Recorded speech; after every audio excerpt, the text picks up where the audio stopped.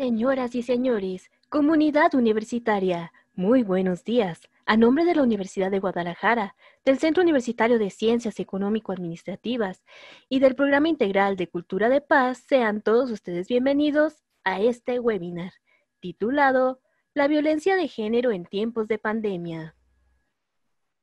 Y para dar inicio a este seminario, me permito nombrar las distinguidas personalidades que nos acompañan. Agradecemos a la doctora Rosa Rojas Paredes, responsable del programa de formación de la Cátedra UNESCO Género, Liderazgo y Equidad. Agradecemos la presencia por parte del Instituto de la Mujer Zapopan, de la licenciada Leticia Vargas Varela y de la licenciada Juana García Álvarez. También nos acompaña el licenciado Luis Ignacio Guzmán García, presidente del Consejo Consultivo en CODICE y coordinador especializado en la Fiscalía de Derechos Humanos del Estado de Jalisco. Y como moderador de este evento nos acompaña Alfredo Orozco Mendoza, coordinador del Programa Integral de Cultura de Paz. Reiteramos el saludo a todos ustedes y les mencionamos que al finalizar este seminario se leerán las preguntas e inquietudes que ustedes tengan, siempre y cuando las envíen a nuestras redes sociales en Facebook, en el chat de Livestream. De igual manera les anunciamos que podrán consultar en www.webinars.cusea.udg.mx los seminarios llevados a cabo y próximos a emitirse. Ahora dejo en el uso de la voz a Alfredo Orozco Mendoza. Hola, ¿qué tal? Muy buena tarde. Deseando se encuentren muy bien, daré inicio al programa. Mi nombre es Alfredo Orozco, coordinador del Programa Integral de Cultura de Paz. Reciban la más cordial bienvenida a este webinar. Hemos escuchado en diferentes medios sobre la violencia de género, misma que se ha potencializado en el confinamiento como medida preventiva ante la pandemia mundial que hemos estado viviendo. Hoy hablaremos sobre la contextualización, cifras e indicadores de la violencia, sobre todo qué hacer en caso de ser víctima de ella. Si bien los que no lo es así, niñas y niños, jóvenes, adultos y personas de la tercera edad han experimentado violencia en sus múltiples formas, desde lo verbal hasta lo cibernético, ya que las ideologías, género, identidad, gustos, orientaciones pueden ser detonantes de quien agrede. El día de hoy nos acompaña la doctora Rosa Rojas del CUSEA, doctora en Bienestar y Cooperación Social por la Universidad de Oviedo, Asturias, España y la Universidad de Guadalajara. Es miembro del Sistema Nacional de Investigadores, consejera consultiva del Instituto Nacional de las Mujeres, integrante del Sistema Estatal para Prevenir, Atender y Erradicar la Violencia contra las Mujeres. Participa en el Consejo de Evaluación y Seguimiento de la Alerta de Género en Jalisco y es responsable del programa de formación de la Cátedra UNESCO Género, Liderazgo y Equidad.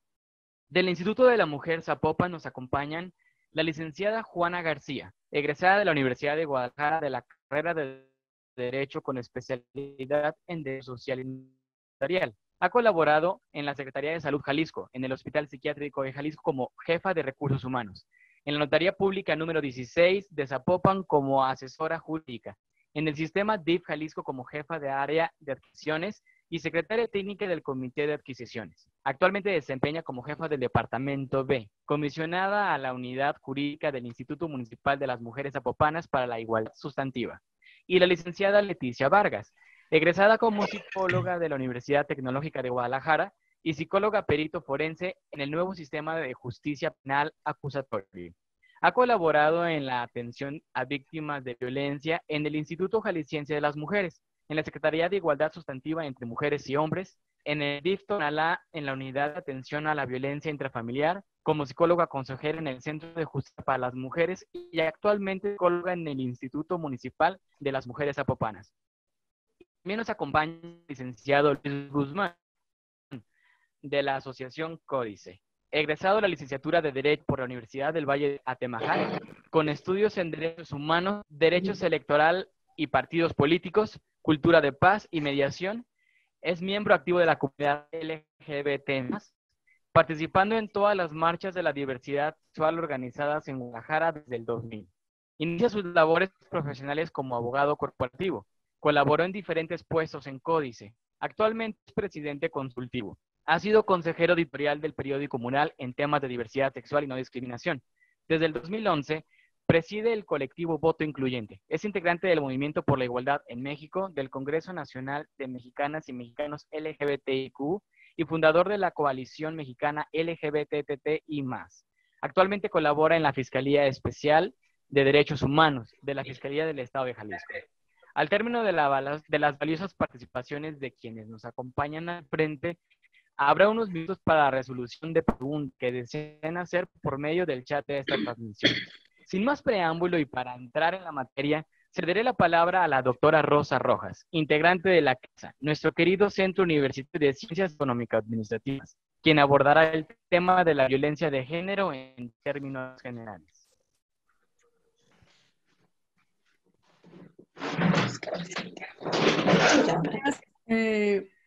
Quiero agradecer la invitación a este webinar, que es muy especial.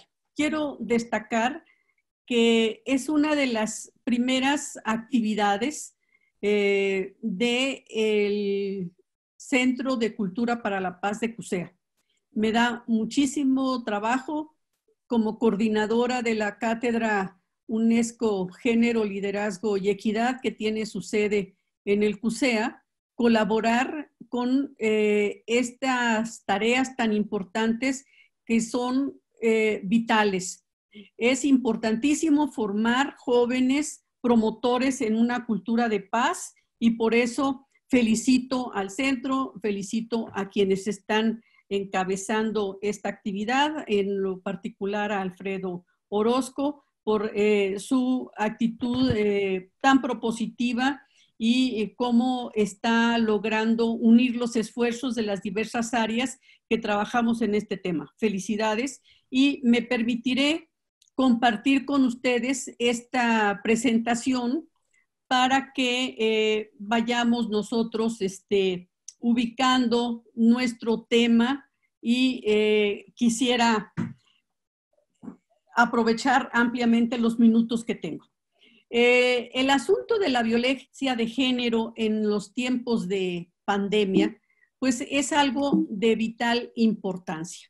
Me parece que es un tema fundamental con el que nos estamos enfrentando todos los días.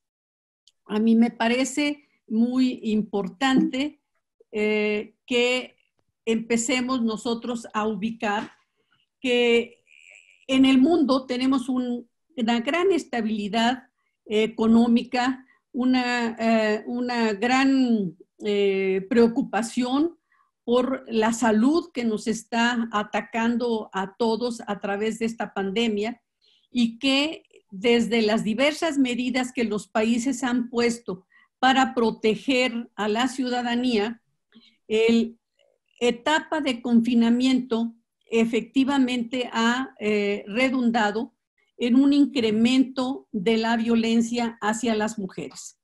Es una pandemia la violencia también, o sea, es una propagación que va a la sombra y que nuestro país no es exento de sufrir esta violencia a partir de múltiples manifestaciones y de elementos tan importantes como son el incremento de las llamadas a la Red Nacional de Refugios en México, en donde las mujeres que se ven violentadas en sus casas, pues han aumentado en este mismo periodo un 70% comparado con lo que sucedía un año atrás. Entonces, este incremento de la violencia pues es muy importante. Sabemos perfectamente que hay muchos tipos de violencia, desde la violencia psicológica, que según los registros nos ha presentado en un 49%, la física en un 37%, la económica, la patrimonial, y que en general hay una presencia de la violencia muy grande en las mujeres mexicanas. 7 de cada 10 en un momento de su vida han sufrido algún tipo de violencia, ya sea desde la emocional hasta la económica, la física, la patrimonial. Entonces, tenemos sí un panorama no favorable para las mujeres. Sin embargo, hay que pensar cómo ha repercutido este periodo de pandemia en ese incremento. ¿Qué tenemos? Que el confinamiento ha llevado al escenario familiar, a la convivencia muchas veces con los agresores, que son gentes de la misma familia. En muchos casos, la pareja hacia la esposa, el padre hacia a los hijos, a las hijas principalmente, y que esto ha sido un asunto muy complicado de manejar, sobre todo porque dada las prioridades de atención a la pandemia en términos de la salud pública, pues se han visto recortados muchos los presupuestos de atención a los programas de atención a la violencia hacia las mujeres. Por lo tanto, tenemos instituciones con menos capacidad de respuesta, con menos capacidad de atender las demandas que se las presentan. Bueno, entonces, sí sabemos ya a nivel internacional y a nivel nacional que los confinamientos y las cuarentenas pueden ser espacios, periodos que afectan a las mujeres de mayor manera. Entonces, sí, nosotros tendríamos que preguntarnos, ¿estamos en condiciones de identificar esa violencia hacia la pareja, en la vida familiar?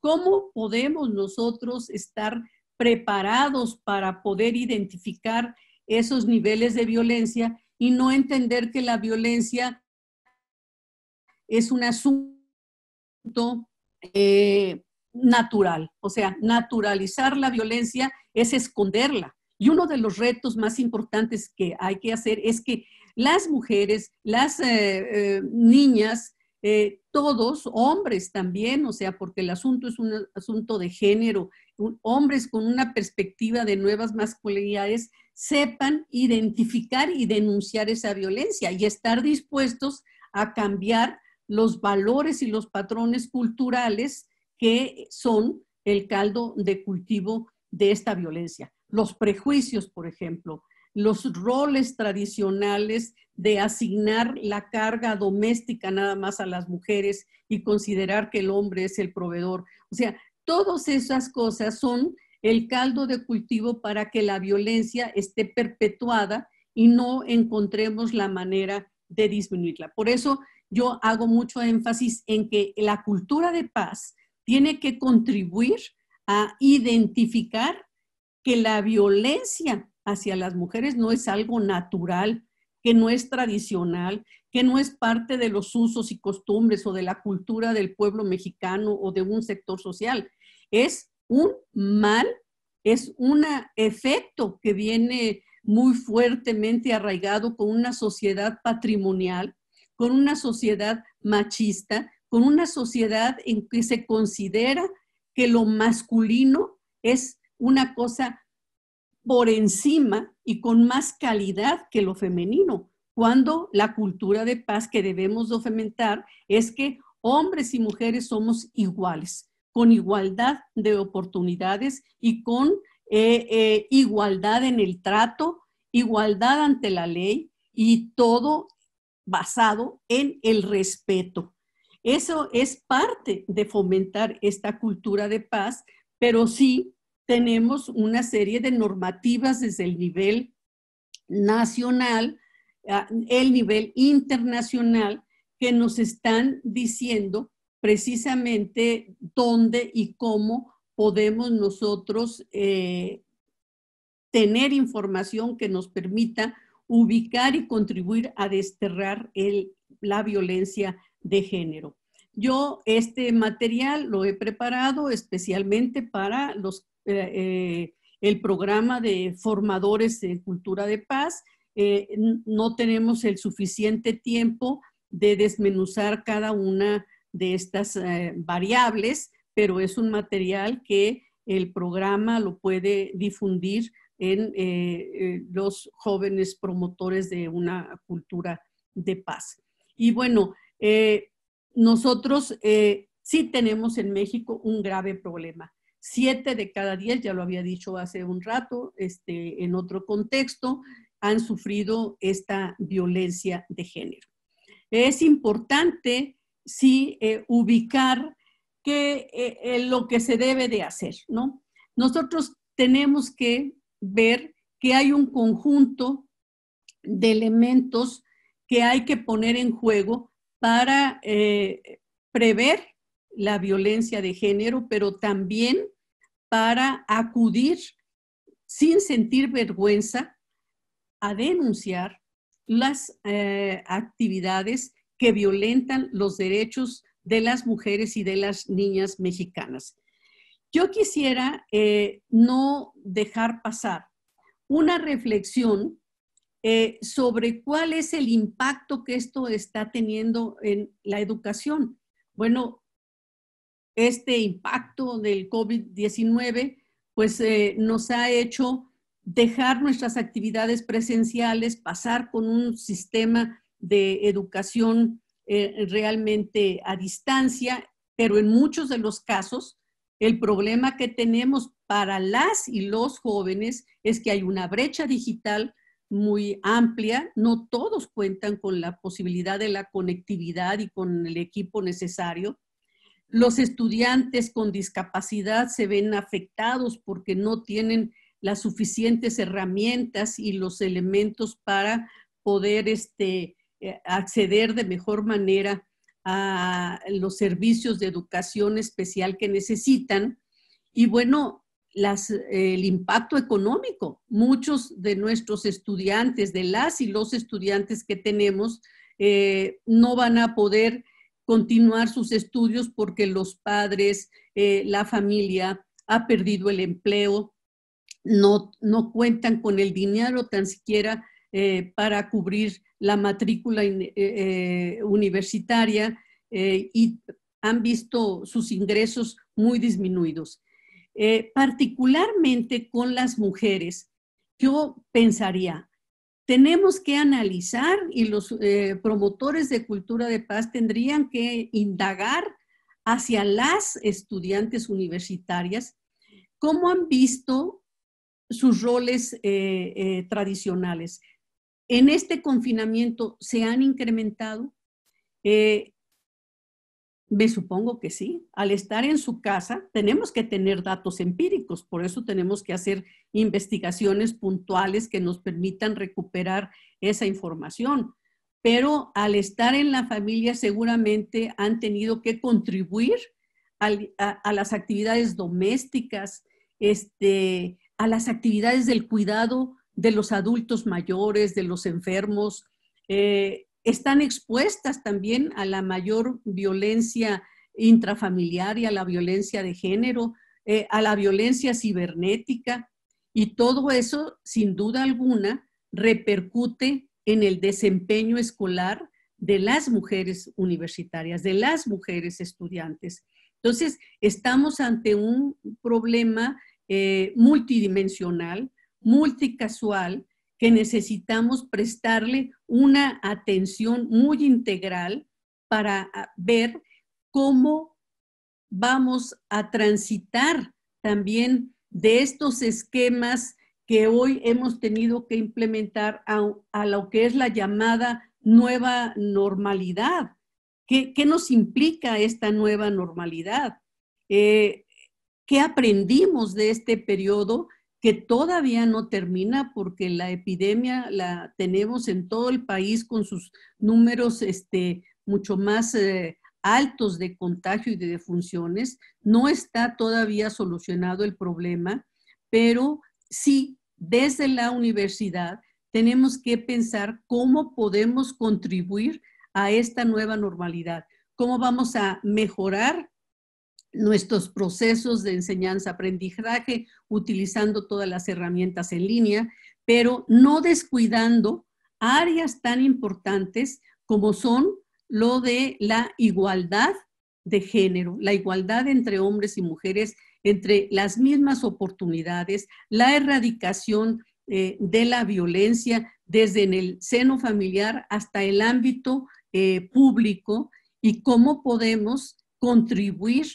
a que esta cultura de paz basada en el respeto a hombres y mujeres pueda generar nuevos valores de convivencia social, de convivencia basada en esta nueva cultura que queremos promover.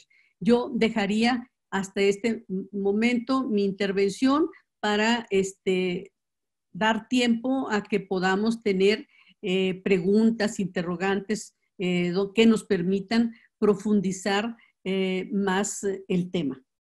Muchas gracias. Muchísimas gracias, doctora. Es muy importante lo que menciona, precisamente porque el trabajo de esta transformación de cultura de paz pues es una labor de todas y todos, ¿no? Entonces vamos desmitificando lo que anteriormente se tenía como en un entendido que era parte de la cultura, ¿no? Que era una tradición, o que la violencia simplemente era algo innato, ¿no? Algo instintivo. Eso se tiene que corregir porque pues efectivamente la violencia está culturalizada y es un mal aprendido. A continuación, cederé la palabra a la licenciada Juana García y a la licenciada Leticia Vargas, del Instituto de la Mujer, quienes abordarán el tema de la violencia de la mujer. Hola, ¿qué tal? Buenas tardes. Muchas gracias, Alfredo. Gracias a todos. Nosotros vamos a continuar, ahora sí que con lo que es la violencia en sí. Hablando ya en sí de la violencia con las mujeres, ¿sí? Bueno, nosotros somos del Instituto Municipal de la Mujer Zapopana. Vamos a hablar de lo que es la violencia familiar, ¿sí? En la violencia familiar es aquella que puede ocurrir dentro o fuera del domicilio de la víctima, cometido por la parte de la persona agresora, con la que tenga o haya tenido algún parentesco de tipo consanguinidad o por afinidad derivada de un concubinato, matrimonio, sociedad de convivencia. ¿Eso qué es? Bueno, esta va a ser la parte como explícita de qué es la violencia, los tipos de violencia, y mi compañera, la abogada, les va a explicar qué hacer en estos casos, ¿no? ¿Qué es esto? Bueno, toda violencia que nosotros recibimos a las usuarias, así,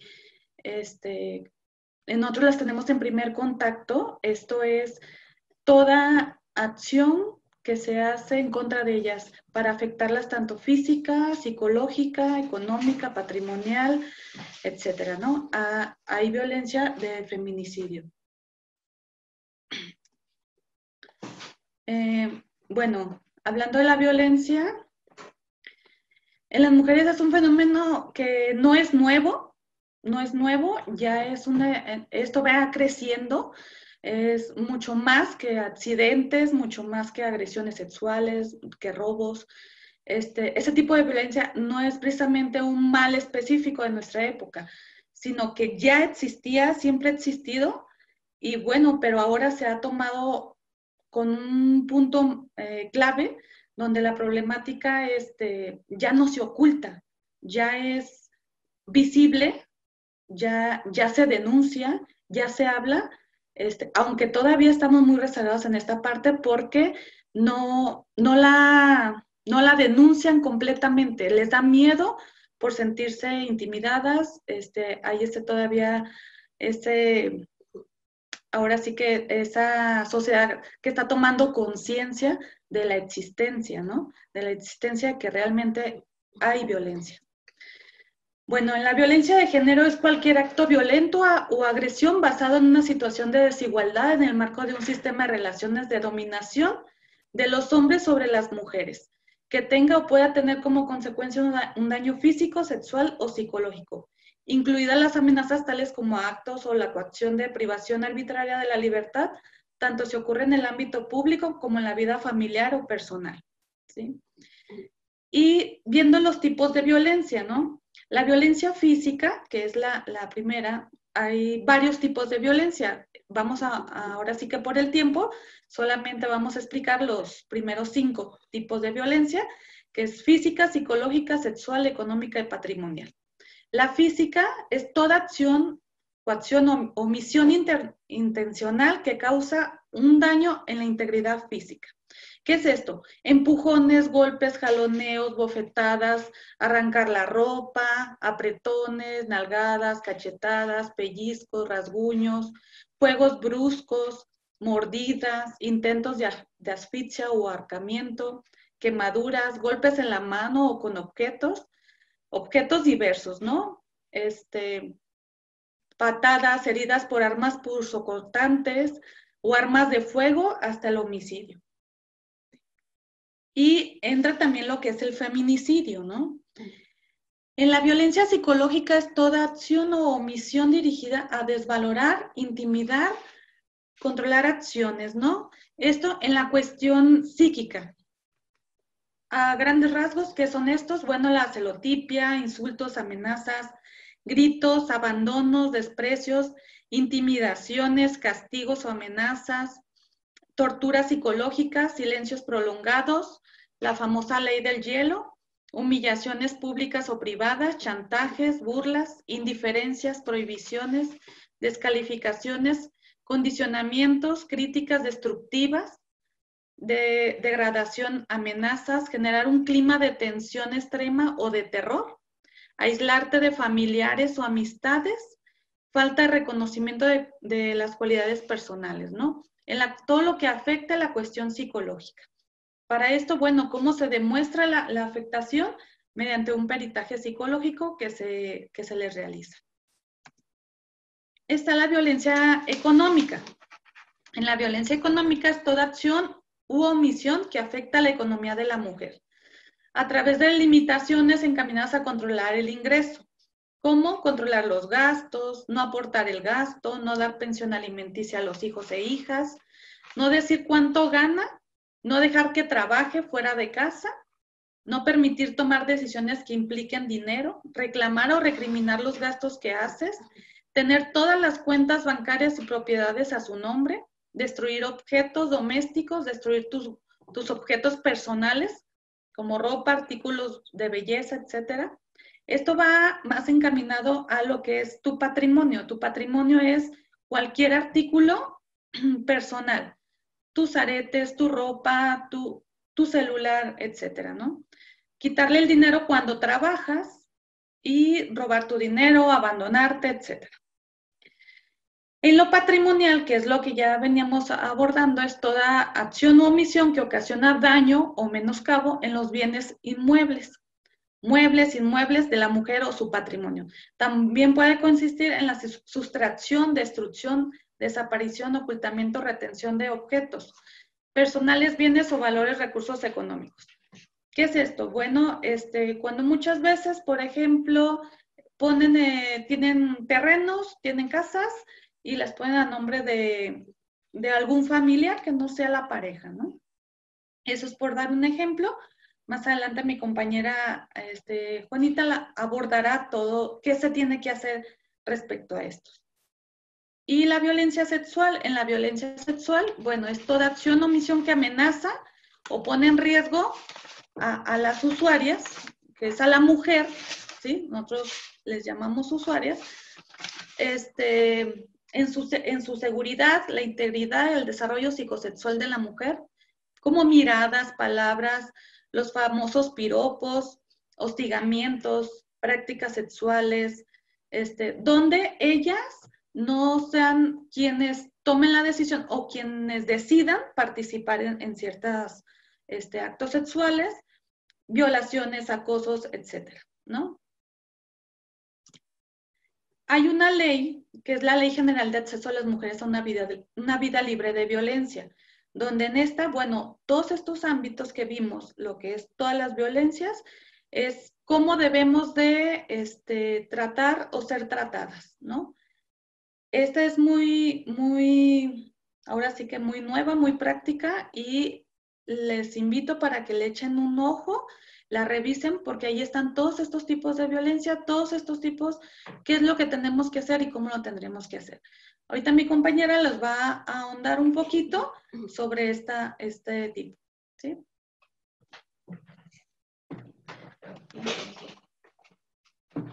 Para que me ayudes a poner la presentación.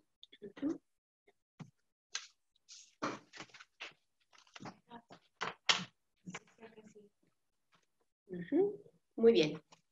Muchas gracias. Gracias a mi compañera Leti, que ya nos explicó un poco sobre los tipos de violencia, cómo saber identificarla.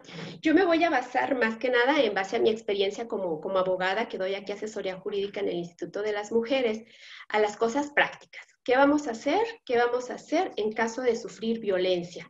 ¿Sí? En el día a día, en base a muchos de los casos que yo atiendo, que nos llegan aquí a las compañeras psicólogas y a su servidora, pues nos damos cuenta más o menos de cómo va la situación en cuanto a la violencia que viven las mujeres, y que muchas veces nos damos cuenta que esta parte de lo que se manejó de lo que es la violencia de género, la que sí que es un problema que incluso hasta hace poco formaba parte de la vida personal y privada de las personas, ¿sí? Era considerado un asunto de familia y que no debía trascender de puertas para afuera, ¿sí? Y por lo tanto, pues en el que no se debía de intervenir. Esta percepción contribuye a que las mujeres no denuncien su situación por miedo, vergüenza o culpabilidad, ¿sí? Pero, ¿qué hacemos en caso de que ante una situación de maltrato,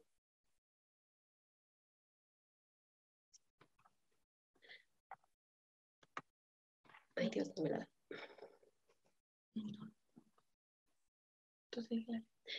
Ante una situación, bueno, estamos teniendo un problemita aquí, no se quiere correrla, muy bien, gracias. ¿Qué hacer en caso de ser víctima de violencia de género? ¿Sí? Ante una situación de maltrato, es primero que nada recordar que ninguna mujer debe permanecer en una relación en la que no se sienta respetada como persona ni se le reconozca como igual, ¿sí? Empezando desde ahí. Muchas veces tenemos que concientizar a las mujeres sobre esta situación. Yo les voy a comentar, yo me apoyo mucho con mis compañeras psicólogas para poder dar este tratamiento a las mujeres que acuden por situación de violencia en busca de orientación, ¿sí? Porque de nada sirve que les digas el cómo y paso a paso, haz esto, haz la denuncia, ve, ratifica, etcétera, cuando ellas no están fortalecidas, no están decididas en lo que van a hacer. Muchas veces el miedo las paraliza. Entonces, sí es necesario dar como este enfoque integral entre la psicóloga y su servidora, pues para que las mujeres se atrevan a denunciar cada vez más estos acosos, estas violencias de las que están siendo partícipes. Se puede buscar asesoría, digo, les comento, porque muchas veces pues no saben qué hacer. Ahorita en este contexto que nos manejó la doctora Rosa, de cómo se ha incrementado la violencia, pues las mujeres, inclusive, imagínense, recluidas con su agresor, ¿a quién recurrir? Cuando muchas veces lo tienen ahí de tiempo completo, ¿a dónde llamo? ¿Qué hago? ¿A quién le aviso? ¿Sí? Entonces, en este caso práctico que yo les voy a dar, pues les estoy dando incluso algunos tips de qué hacer en esa circunstancia. Primero que nada, pues se puede buscar asesoría en los institutos para las mujeres o en algunas asociaciones especializadas que pueden informar y apoyar en las actuaciones que se deben llevar a cabo. Más que nada, y algo que se trabaja en conjunto con el área psicológica, es el plan de seguridad. Las mujeres, tener su estrategia y ir armando un plan de seguridad. ¿Por qué? Porque muchas veces pues aún no han decidido o no han tomado la decisión de salir de esa situación de violencia. O si ya lo decidieron, pero aún viven con el agresor, muchas veces pues es más que nada cuidar como su integridad y buscar la manera de no exponerse demasiado. Entonces estos son algunos pasos para reducir el riesgo ante posibles agresiones y para actuar en caso de que se produzca un nuevo episodio violento. En este plan de seguridad pues es como recomendaciones para las mujeres, digo, no necesariamente las que viven en pareja, puede haber otro tipo de situaciones, por ejemplo, con las chicas que sufren acoso, lo vamos a ver enseguida, pero quiero pensar en las mujeres que ahorita están confinadas, están en casa con sus hijos e hijas y su agresor. Entonces son algunas situaciones o acciones que ellas pueden tomar para tratar de estar a salvo. Entre estas es pues evitar lugares en los que el agresor pueda acceder a objetos peligrosos, ¿sí? Como la cocina, es algo que siempre les hemos manejado. En la cocina hay cuchillos, hay tijeras, no sé, algún objeto contundente, te pueden aventar las cacerolas o qué sé yo, un mal golpe, ¿sí? Permanecer en una habitación fuera del alcance del agresor y próxima a la puerta de la calle, ¿sí? Porque muchas veces, pues sí, las encierran. Había mujeres que me dicen, yo voy y me encierro en el baño. Pues sí, pero el baño a veces está hasta el final de la casa y sigues expuesta. Aquí es buscar la manera de irte como acercando a la salida, acercarte a una habitación que esté un poco fuera del alcance, pero que esté próxima para que en un descuido pues puedan salir. Refugiarse con sus hijos e hijas en la casa de un vecino. Esto también se les hemos dado como una medida de seguridad, avisarle a alguien de confianza, tener algún vecino para que puedan actuar y en una situación de peligro, pues poder salir y refugiarse. Cerrar todas las entradas si el agresor salió del lugar. Muchas veces también pasa que al momento en que después de la discusión o todo el episodio de violencia, pues el agresor sale de la casa. En esos casos, pues sí, es cerrar para salvaguardarse y no permitir que vuelva a entrar. También es importante, pues los hijos e hijas están involucrados también en toda esta dinámica de la violencia, entonces sí es muy conveniente inventar un lenguaje de signos o señas que permita comunicarles a los hijas y a los hijos el momento en que deben salir del domicilio y acudir en busca de refugio o ayuda. Sí, porque pues muchas veces en lo que está la discusión o papá y mamá están en pleno conflicto, pues los hijos pueden tomar medidas, hay que enseñarlos también a que ellos puedan actuar. Se puede comunicar también a algún vecino de confianza la situación y pedirle que llame a la policía si es que escucha algún suceso violento en su domicilio, ¿sí? En lo que esto pasa, es necesario pues hablar a la policía, ¿sí? Y también si es que el vecino no nos apoya, pues, o sea, pero pensando en que tú no puedas en ese momento realizar esa llamada, pues sí pedir que alguien de tu confianza, si se da cuenta, pues pueda llamar el auxilio. Pensar también en algún domicilio de una persona amiga o familiar, donde refugiarse hasta que no exista riesgo y se pueda regresar al domicilio. Esto es ver que las mujeres puedan contar con esas redes de apoyo que les puedan auxiliar en el momento de ponerse a salvo, ¿sí? De primera instancia. En este mismo plan de seguridad, yo les quiero compartir algunos de los teléfonos que, por ejemplo, aquí en Zapopan tenemos o que hacemos uso de ellos para proporcionarlos a las mujeres y que puedan tener a dónde llamar en caso de peligro. Aunque sí es necesario sí tener ellas con anterioridad, por ejemplo, pensando en que no cuenten con redes de apoyo, ¿sí? O un lugar a donde refugiarse, pues sí, con anterioridad localizar dirección y teléfonos de los servicios de atención a mujeres víctimas de violencia. Existen WABIs en los DIFs, existen la propia policía. Zapopan, por ejemplo, tiene una unidad especializada de atención a víctimas de violencia que pueden acudir en el momento, porque muchas veces se habla al 911, por ejemplo, pero pues mandan cualquier otro servicio, otra patrulla, que muchas veces los policías no están especializados en el tema de violencia hacia las mujeres y pues las hacen perder el tiempo, ¿no? Tratan incluso hasta ponen de lado a veces del agresor y tratan de calmar las cosas y quieren mediar y ese tipo de situaciones y pues eso tampoco está permitido. Entonces, también es necesario dentro de este plan de seguridad enseñarles a los hijos a marcar al teléfono de urgencias, por ejemplo el 911, para solicitar la ayuda de la policía o unos servicios médicos de urgencia. Puede suceder que a lo mejor la mujer en este contexto pues de la violencia no se pueda valer por sí misma o esté en pleno conflicto, en plena situación pues de peligro, y los hijos e hijas pueden incluso llamar para pedir la policía o una ambulancia si fuera necesario. Les comentaba, Zapopan tiene además un centro de respuesta inmediata, ¿sí? Que como les comentaba, tenemos una unidad de atención de violencia hacia las mujeres. Y este centro de respuesta inmediata, bueno, aquí en mi presentación, no sé si se alcancen a distinguir, están los teléfonos, que es el 33 38 36 3600. Ese sería para llamar ya directamente a la policía y manifestar pues que es una situación de violencia familiar. Seguimos con nuestro plan de seguridad y algo también muy importante que siempre trabajamos en conjunto con la psicóloga, ¿sí? El tener siempre a la mano, ¿sí? Muchas veces pues suceden las situaciones tan a rajatabla que no se está preparada y hay mujeres que se van a la calle sin absolutamente nada, con hijos e hijas y sin ropa, sin una moneda siquiera para hacer una llamada o tomar un camión y salir de allí. Entonces sí es necesario, cuando se está viviendo una situación de violencia y aún estás conviviendo con el agresor, pues sí, ir preparando una estrategia, ir preparando tu mochila de emergencia. ¿Y esta de qué consta? Pues tener los documentos de identificación, tener siempre a la mano tus documentos de identificación, un juego de llaves de reserva de tu domicilio o del coche, si es que se tiene, un cambio de ropa para ti, tus hijos e hijas, los documentos importantes, acuérdense que pues a veces se sale y no trae ni la cartilla de vacunación de los hijos, el tarjetón de citas médicas, boletas de calificaciones, actas de nacimiento, etcétera. Todo eso se puede ir teniendo ya a buen resguardo para en un momento de actuar, pues se tengan a la mano.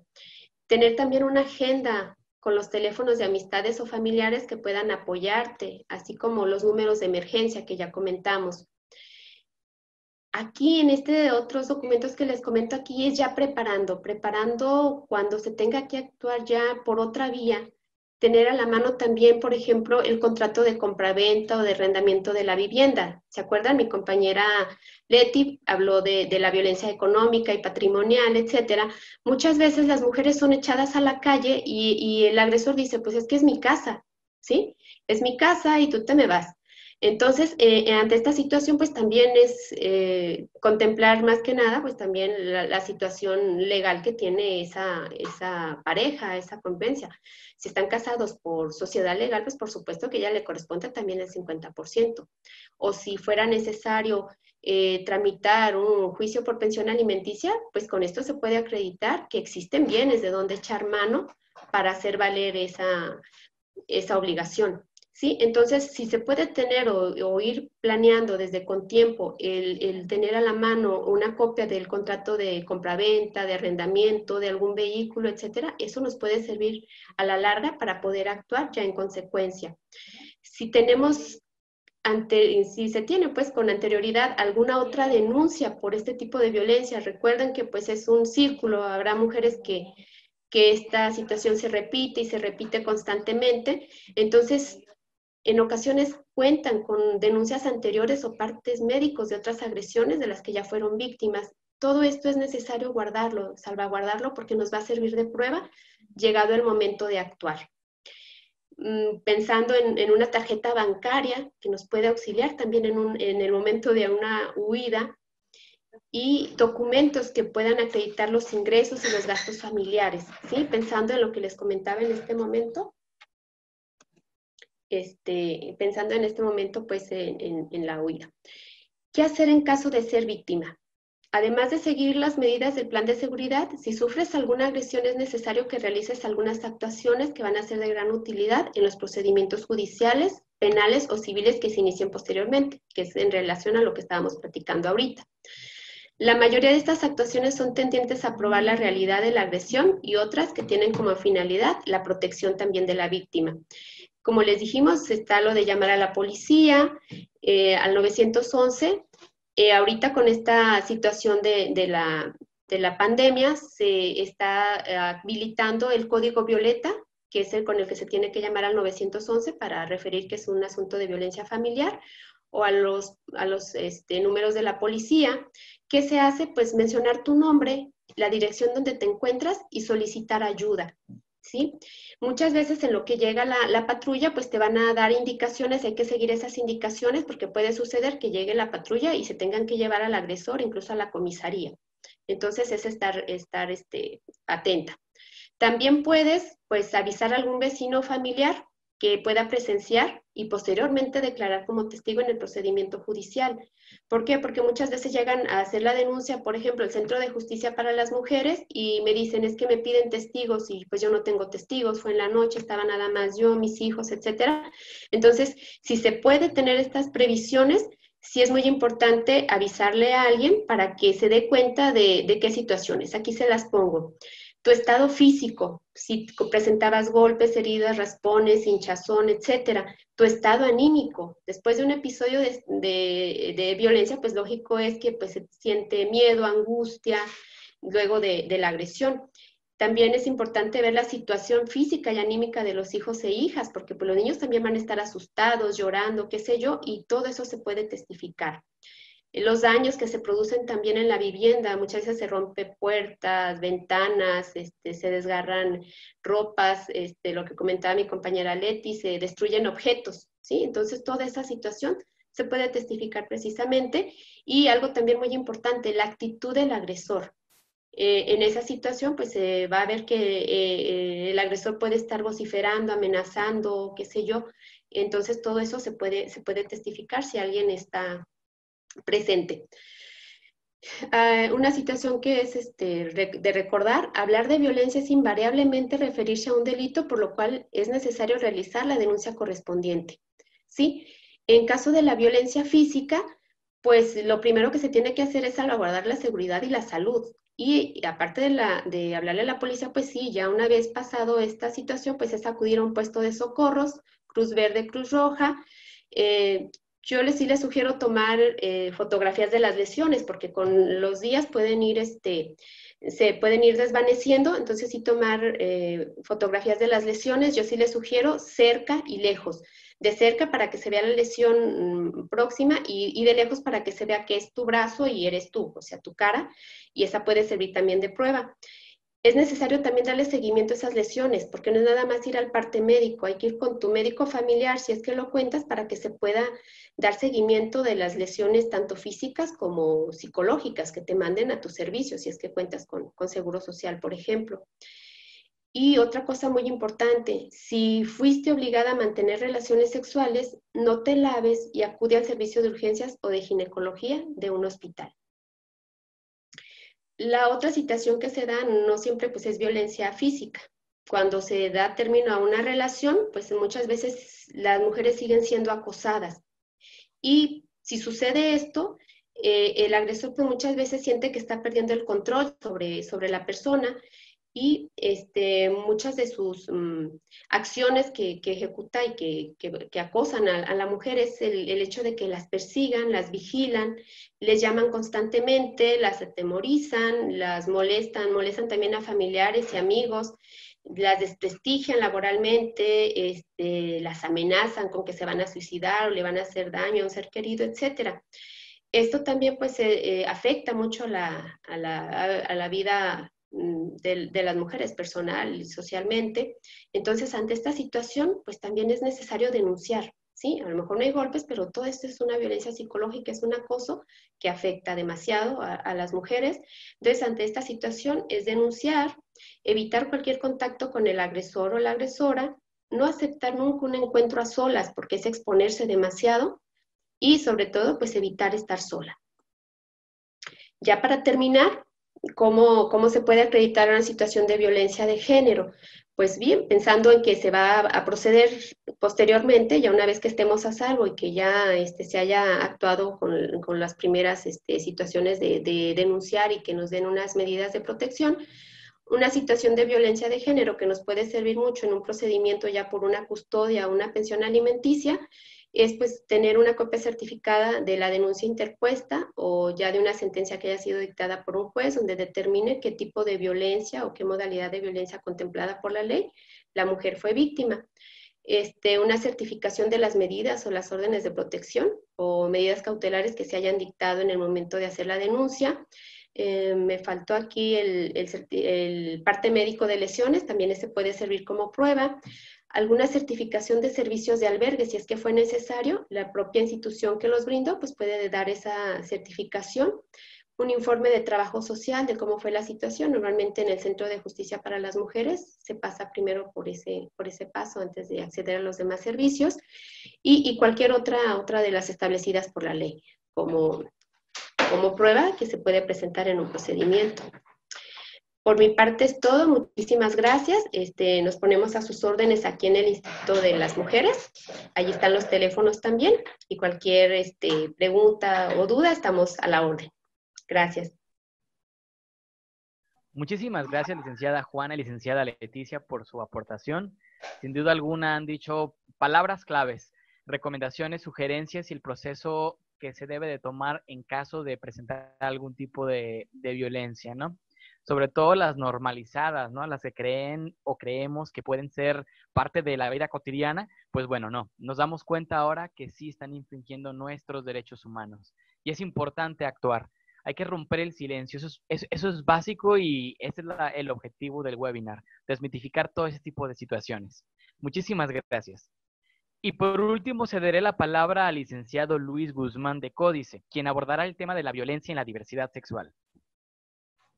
Muchas gracias, licenciado Alfredo. Bueno, pues un placer el día de hoy platicar en los webinars CUSEA con la doctora Rosa, con las licenciadas Juanita y Leticia del Instituto Municipal de las Mujeres. Y bueno, el día de hoy yo voy a platicar un poco de la violencia que vivimos las personas LGBT o las personas de la diversidad sexual.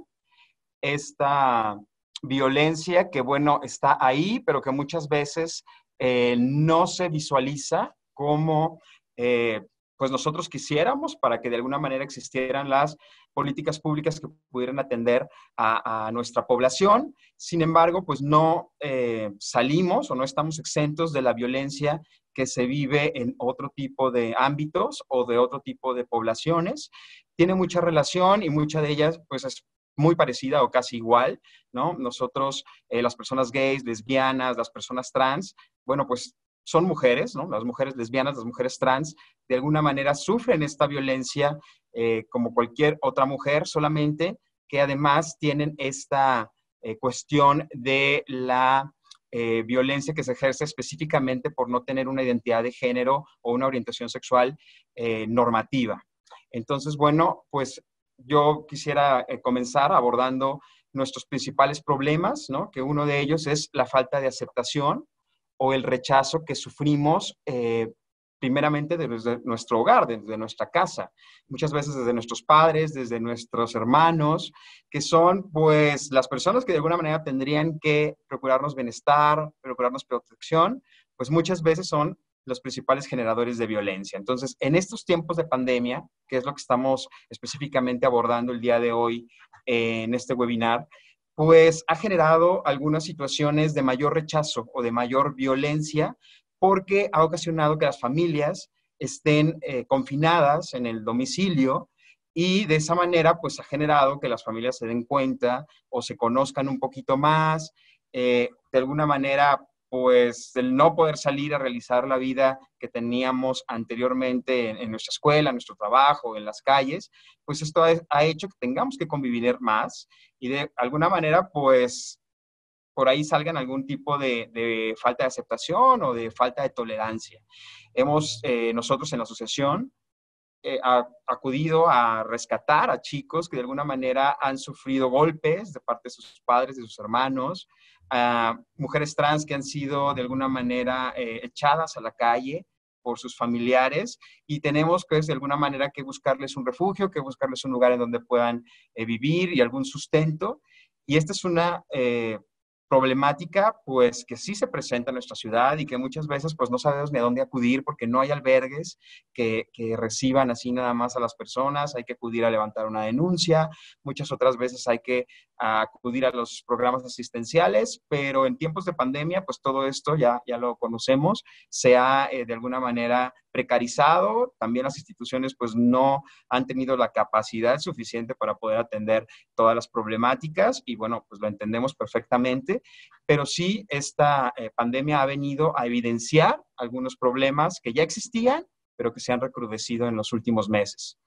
También, pues, es la discriminación que se vive en las propias instituciones que deberían de salvaguardar los derechos y proteger a la ciudadanía, sobre todo en las instituciones de salud, ¿no? Ahorita sabemos que los hospitales y los centros de salud no están funcionando, pues, como normalmente lo hacían, por el tema del COVID, el tema del dengue, que ahora también ya está comenzando a presentarse en nuestra ciudad. Y bueno, ahí es donde un chico gay, una chica lesbiana, una persona trans, sobre todo las mujeres trans, llegan a pedir algún tipo de atención y bueno, pues son rechazadas, son discriminadas de entrada porque muchos de los operadores de salud pues no tienen una capacitación completa en el tema de atender a todas las personas con la misma igualdad, sino que anteponen sus prejuicios y de esa manera, pues, a este tipo de situaciones donde acuden las personas gays, lesbianas, trans, bisexuales, pues entonces reciben esta mala atención y un rechazo, ¿no? También tenemos un problema en las instituciones de asistencia social, en donde hemos visto que han generado proyectos de apoyo para otro tipo de poblaciones, para mujeres, jefas de familia en específico, para personas de grupos originarios, personas con discapacidad, pero que pocas veces generan apoyos específicos para poblaciones de la diversidad sexual que se encuentran vulneradas, que no tienen un empleo o que lo han perdido, y entonces no hay una política pública específica para atender a estas poblaciones, y a la hora de que van y solicitan algún apoyo, alguna ayuda, pues como no entras en estos programas ya diseñados por estas instituciones de asistencia, ya sean estatales o municipales, pues entonces para ti no hay nada y pues ni siquiera a veces una despensa son acreedoras, ¿no? También tenemos el tema específico de las mujeres trans, en donde el servicio a la salud es todavía mucho más precario, ¿no? No hay continuidad con sus tratamientos hormonales, porque ahorita todo está parado, entonces las que de alguna manera acudían a recibir algún tratamiento hormonal, ya sea al IMSS o alguna institución de salud de la Secretaría de Salud del Estado, pues les han suspendido sus tratamientos, no tienen acceso a citas sobre algún otro tipo de padecimientos que puedan presentar, y entonces tenemos ahí un problema pues tremendo, porque ahora que comencemos con esta nueva normalidad, como le han llamado, pues vamos a tener personas que van teniendo padecimientos desde hace 1, 2, 3 meses y que no se han podido atender porque pues los servicios de salud han parado y pues a las personas trans las han relegado hasta lo último, ¿no? También pues tenemos esta situación de la falta del empleo, ¿no? Donde de por sí las personas trans no podían acceder al empleo, pues ahora que la mayoría de las personas que lo han perdido vayan y busquen una oportunidad con algún empleador, pues obviamente a las personas trans son a las que menos les van a otorgar estas oportunidades. También tenemos que sobre todo los hombres gays y las mujeres trans pues siguen siendo estigmatizados que son personas que viven con VIH, y muchas veces cuando llegan a los centros de salud les dicen, mira, es que como usted vive con VIH, pues usted necesita acudir a este otro lugar o hacer esta otra cosa, cuando pues ni siquiera tienen un diagnóstico, ni siquiera hacen una prueba, y es estigmatizar que todas las personas de la diversidad sexual o algunas personas de la diversidad sexual, como los hombres gays en específico, viven con VIH, y si bien este es un padecimiento focalizado en hombres que tienen sexo con hombres, pues no podemos asumir que todos los hombres gays viven con VIH o las mujeres trans, ¿no? También tenemos que estas poblaciones pues se encuentran en esta marginación y en esta violencia. Hay muy pocos indicadores que nos dicen de las personas LGBT en situación de calle, pero claro que existen. También tenemos personas LGBT en la situación de pobreza, y bueno, todo esto agrava toda esta violencia que vivimos desde casa, institucionalmente y en la población en general a la hora que salimos a la calle, ¿no? Nosotros como Códice formamos parte del Observatorio Nacional de Crímenes de Odio contra las Personas LGBT, que acabamos hace 2 días de presentar nuestro informe 2020, y Jalisco se sitúa en el 5º estado con más casos de asesinatos de personas LGBT. Este observatorio mide específicamente crímenes, ya sea homicidios, feminicidios o transfeminicidios, pero pues esta es la máxima expresión de violencia, ¿no? Cuando a alguien le quitan la vida, pero antes de que alguien sea asesinado, pues existieron otro tipo de violencias, las agresiones, los golpes, la discriminación, Y bueno, pues lo que tratamos de evidenciar con este Observatorio Nacional de Crímenes de Odio es no solamente contar a las personas que fueron asesinadas en un lapso de tiempo, sino tratar de concientizar a tomadores de decisiones, a procuradores de justicia y a la sociedad en general que esta es una violencia que mata y que no debemos pues dejarla de lado, no debemos de alguna manera olvidarla o no evidenciarla, ¿no? También mucha responsabilidad de esto, pues siguen teniéndola los tomadores de decisiones. En el Congreso del Estado no se han realizado las reformas para armonizar la legislación que contemplan la igualdad de derechos de las personas LGBT. Pues seguimos esperando que se apruebe en el Congreso la armonización para el matrimonio igualitario, para la identidad de género de las personas trans. Esto es muy importante porque a la hora que las personas trans pueden tener un acta de nacimiento y sus demás identificaciones acorde con la identidad con la que viven y no con el sexo que dice su acta de nacimiento primigenia o su credencial de elector cuando la sacaron, en ese momento las personas pueden acceder de alguna manera más directa a sus derechos y entonces pues se va quitando un poco esos problemas que tienen a la hora de que acceden a los servicios de salud, a los servicios bancarios, a los servicios de cualquier otra institución. Actualmente, un avance que ya existe es la Coordinación Especializada para la Atención de Delitos por Diversidad Sexual en la Fiscalía Especial de Derechos Humanos de la Fiscalía del Estado. Esta es una respuesta que nosotros vemos muy viable, una política pública efectiva para atender la violencia específica que sufren las personas LGBT. Y esto no es separarlas para que para que reciban una atención diferente, sino esta coordinación se creó porque anteriormente, cuando las personas LGBT acudían con un ministerio público, pues eran revictimizadas, eran culpadas algunas veces por los delitos que se cometían contra ellas, ¿no? Por ejemplo, una mujer trans, pues hubo ministerios públicos o policías de investigación que les decían, pues usted tiene la culpa porque es un hombre y entonces al vestirse de mujer, pues usted ocasiona que le agredan. A ese grado existía esta violencia, esta falta de capacitación, y por eso el fiscal del Estado tuvo a bien acceder a los reclamos de las organizaciones de la sociedad civil y que se pusiera un área especializada, específica, que entendiera cuáles eran las problemáticas y que comenzara a hacer un registro de cuáles son los delitos que comenzó a sufrir las personas gays, lesbianas, bisexuales y trans, que pues también tienen cada una de estas poblaciones diferentes sus particularidades. No es la misma violencia ni los mismos delitos que se cometen contra un hombre gay que los que se cometen contra una mujer trans o una mujer lesbiana. Porque también a veces hablamos solamente de la violencia contra las mujeres que ejercen sus parejas hombres, cuando pues también tenemos violencias que se ejercen de mujeres en pareja con otras mujeres. Y anteriormente teníamos que el Centro de Justicia para las Mujeres, dependiente de Fiscalía y con otras instituciones, pues donde llegaba una mujer y decía que quien la había golpeado o violentado era su pareja mujer, no la atendían. La derivaban a otra área de la Fiscalía del Estado. Y bueno, siempre mi pleito con ellos era, pues es que es una mujer, independientemente de que su agresor haya sido un hombre o una mujer, pues tú tienes que atenderla porque tienes que darle una atención integral, un apoyo integral, trabajo social, psicología, psiquiatría, si es que se necesita, la orientación jurídica.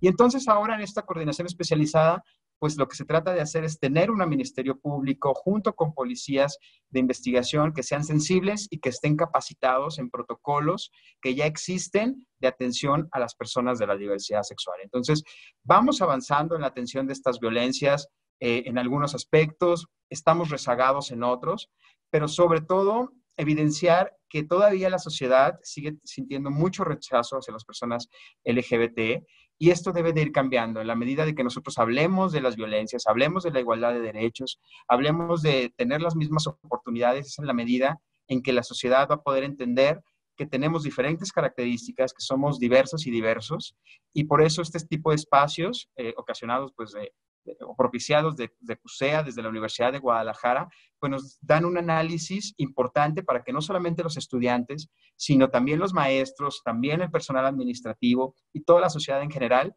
vaya entendiendo que la violencia que se genera pues es una herencia del heteropatriarcado, que es algo con lo que tenemos que combatir, que tenemos que reflexionar y de alguna manera atender. Yo agradezco el día de hoy la atención. Aquí dejo los teléfonos de esta coordinación especializada de atención a delitos por diversidad sexual. Está ubicada en Calzada Independencia y Calle Hospital, en la Fiscalía Especial de Derechos Humanos. También les dejo las redes sociales mi Twitter personal, el Twitter de Códice, estamos en Facebook, y cualquier situación que ustedes no sepan a quién preguntar, a dónde acudir, con mucho gusto nosotros atendemos su mensaje, atendemos sus llamadas, les acompañamos en el proceso, porque algo que nos ha funcionado muy bien en Códice es acompañar a las personas que sufren estas problemáticas, estas violencias, hasta que nos hagan caso, ¿no? Muchas veces en la madrugada, muchas veces los fines de semana, y pues es hacer que el aparato gubernamental que debe de atender y combatir estas violencias funcione, y eso es tarea de todas y todos. Muchas gracias. Muchísimas gracias, licenciado Luis. Sin duda alguna, el tema que está en boga de la violencia en la mujer es muy, muy escuchado. Sin embargo, hay que ser muy conscientes que la diversidad sexual también es un segmento de la población que también está recibiendo muchísima violencia, ¿no? Sobre todo en jóvenes que se están descubriendo o en esta población trans que desde hace mucho tiempo también han sido agredidas y agredidos, y muy poco se les ha hecho la atención como se merecen, como seres humanos, ¿no? A final de cuentas, una orientación nos tiene que determinar y nos tiene que definir qué derechos corresponden o qué libertades corresponden, ¿no? Entonces, agradezco, licenciado, con toda esta información. Es importante que también se tomen cartas en el asunto y exigir los derechos, como dices, ¿no? Entonces, hay que luchar hasta lograr el cometido. Ahora procederemos. Quisiera hacer un agregado, si me permites, Claro que sí, hacer un doctora. comentario. Mira, Claro que sí, doctora. bueno, yo agradezco las intervenciones de las compañeras del Instituto de las Mujeres de Zapopan, fueron muy claras, dieron información importante. Lo mismo, todo el enfoque que hizo Luis de Códice me parece fundamental. Pero hay una violencia de género que también tendríamos que mencionar, que es la violencia política de género, y que hasta recientemente, o sea, el día 30, hace menos de 48 horas, el Congreso aprobó, armonizó la ley estatal con la nacional en materia de violencia política. Hay avances, quedaron a deber algunas cosas los diputados, pero creo que es importante también atender este tipo de violencias políticas, y me remito a lo que son los estereotipos como base de la discriminación. Y efectivamente, un estereotipo encontramos que es una concepción muy simplificada, distorsionada de algo o de alguien, y que es aceptada por un determinado grupo social. Y de ahí nos viene, de esos estereotipos, nos viene también el prejuicio y la discriminación. Y creo que Luis habló muy bien de toda la discriminación que sufren esa diversa gama de circunstancias y de orientaciones en la diversidad sexual. Y entonces ahí tenemos un prejuicio y ahí tenemos una discriminación. Por lo tanto, trabajar por combatir los estereotipos. Ser gay es una cosa negativa, dedicarte mujer a la política, pues ¿por qué? Si la política es de los hombres, ¿no? Todo ese, en el ámbito académico, las mujeres no son buenas para las matemáticas, ¿no? Que se queden en el servicio social, en ser enfermeras, ¿por qué quieren ser ingenieras? ¿Por qué quieren dedicarse a las áreas de la ciencia básica? Todo eso son estereotipos, o sea, y los estereotipos es muy importante desterrarlos en una perspectiva de cultura de paz, ¿no? ¿Por qué? Porque tenemos que deconstruir toda esa concepción y todos esos valores que están ahí, que nos impiden tener un pensamiento diferente, un pensamiento plural, inclusivo, respetuoso de la diversidad de todo tipo, ¿no? De la diversidad étnica, de la diversidad cultural, de la diversidad sexual, y actuar en una nueva cultura que no tenga como base estos estereotipos y estas discriminaciones. Ese era pues lo que me provocan las muy buenas intervenciones de los colegas de este trabajo que hoy estamos realizando conjuntamente. Muchísimas gracias, doctora. Bastante interesante el análisis que hizo, porque efectivamente, ¿no? Las políticas del cuerpo, las políticas que realmente van rigiendo el rumbo, el camino en toma de decisiones en muchísimos escenarios, en lo legal, en lo académico, en lo social incluso, ¿no? Ya son políticas arraigadas y heredadas del machismo y un montonal de costumbres que estaremos erradicando poco a poco con esa transformación. Muchísimas gracias, doctora. A continuación, vamos a proceder con la resolución de dudas. Tenemos aquí una pregunta de Soledad Gallardo. La pregunta va para la licenciada Leticia. Licenciada Leti, ¿dónde pueden recibir ayuda los hombres que de niños vivieron dentro de una familia violenta y que de adultos repiten esa situación y desean cambiar para no cometer los mismos errores? Tienen varios casos así, comenta.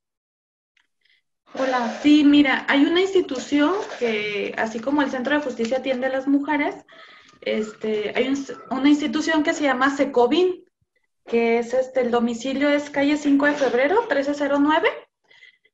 Está en la colonia Quinta Velarde. Esta es una institución que es con ese enfoque, pues, de atención a hombres, ¿no? Que ejercen violencia, y con esta parte de las nuevas masculinidades. Ahorita tienen unos teléfonos en atención, al igual si quieren se los paso, es el 33 27 42 10 76 y 33 27 46 67 53. Es donde los están atendiendo vía telefónica, pero sí está la institución del Secovin. Excelente, muchísimas gracias. Hemos llegado al final del webinar. Sin duda alguna, la información que hemos escuchado el día de hoy es valiosa y de gran ayuda. Es momento de tomar nota y recordar que no están solas ni solos. Si eres víctima de violencia o conoces alguna víctima, te pedimos de favor que rompamos el silencio. Las instituciones antes mencionadas ponen a su disposición el proceso de denuncia. Y por nuestra parte, el Programa Integral de Cultura de Paz te ofrece el servicio de atención psicológica virtual. Envía un correo a atencionpsicológica@cusea.udg.mx y solicita el apoyo. Es gratuito y confidencial.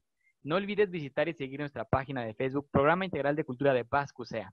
Agradezco mucho a los expositores que hoy nos acompañaron el día de hoy por su honorable colaboración, doctora Rosa, licenciadas Juana y Leticia y licenciado Luis.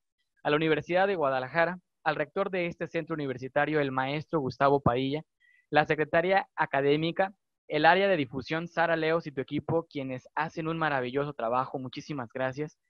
Y las otras áreas involucradas, quienes impulsan y permiten que estos espacios tan valiosos sean posibles. Y también agradecerles a todas y todos ustedes por participar como espectadores en el webinar. Hasta la próxima. Gracias. Hasta luego a todos. Muy amables. Gracias a todas y todos. Gracias. Gracias.